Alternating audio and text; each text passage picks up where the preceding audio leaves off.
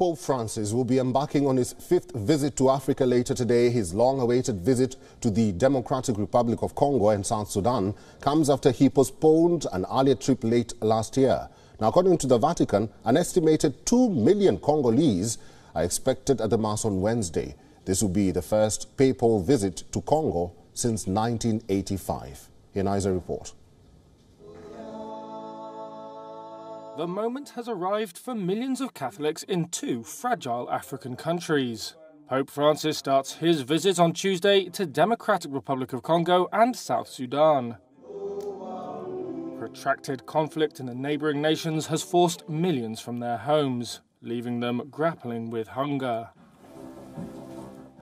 The trip had been scheduled for last July. It was postponed after the 86-year-old pontiff suffered a flare-up in a knee ailment.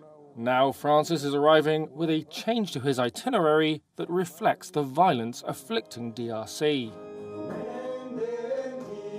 A stop in the eastern city Goma has now been scrapped after a resurgence of fighting between the army and rebels from the M23 group.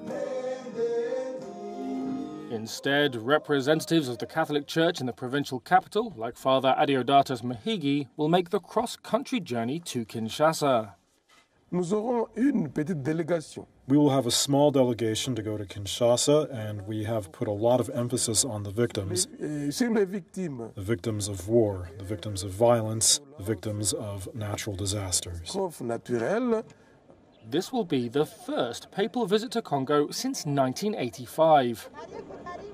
The historic nature of the occasion will be further underscored when the Pope heads to South Sudan on Friday.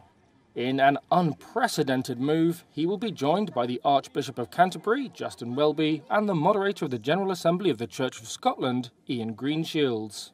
The 3 churches represent the Christian makeup of South Sudan, which gained independence from predominantly Muslim Sudan in 2011.